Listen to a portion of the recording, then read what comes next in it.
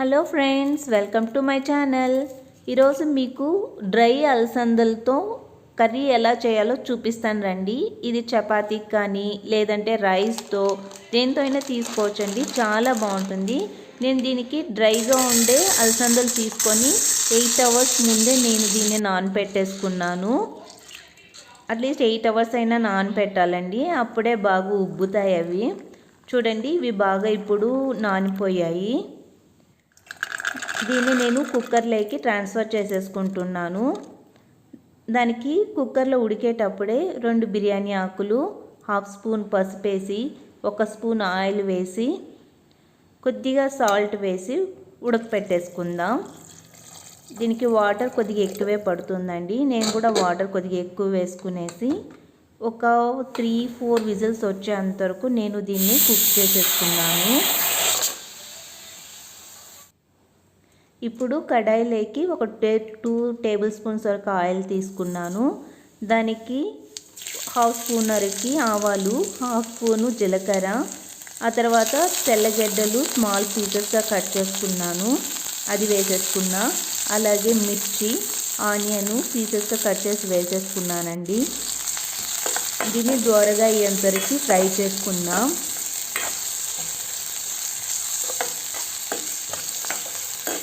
ఇవంతా కొద్దిగా బాగా ఫ్రై అవ్వాలండి.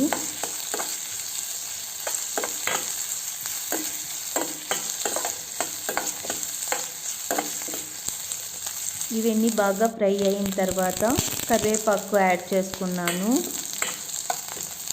కరివేపాకు ఒక 2 మినిట్స్ వరకు అలా ఫ్రై అయిన తర్వాత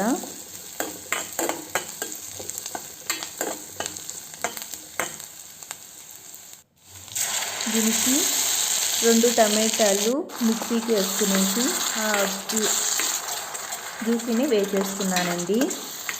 ఇది కూడా పచ్చివాసన పోయేంత వరకు బాగా ఫ్రై చేసుకోవాలి.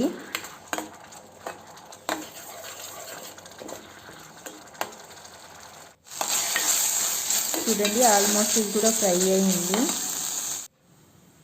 దీనికి నేను 1 స్పూన్ వరకు కారము, 1/2 స్పూను పసుపు, 1/2 స్పూను గరం మసాలా, 1/2 స్పూను నేను ధనియాల పొడి తీసుకున్నాను, జీలకర్ర పొడి మొత్తం దీంట్లో వేసేసి ఫ్రై చేసేసుకుందాం.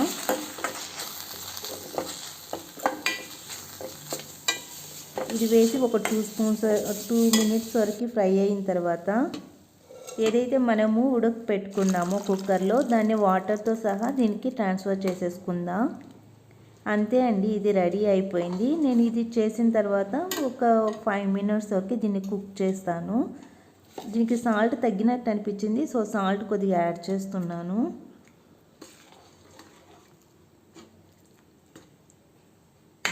దీన్ని మూత పెట్టి ఒక 5-10 మినిట్స్ వరకు కుక్ చేసుకుందామండి.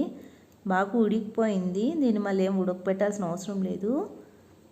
కాకపోతే పులుసు కొద్దిగా దగ్గర పడేంత వరకు మనం చేసుకుందాం. ఇవన్నీ మూత పెట్టేశాను. ఇప్పుడు అంతా కరెక్ట్గా సరిపోయిందండి, బాగా దగ్గర పడింది. అంతే అండి, కర్రీ రెడీ అయిపోయింది. మీకు కానీ ఈ రెసిపీ నచ్చినట్లయితే ఒక లైక్ చేసి కామెంట్ చేయండి. అలాగే సబ్స్క్రైబ్ చేసుకోకపోతే సబ్స్క్రైబ్ చేసుకోండి. Thanks for watching. చపాతీకి ఇది రెడీ అయిపోయింది. నేను చపాతీతో ఇది తీసుకుంటున్నాను. అంతే, బాయ్.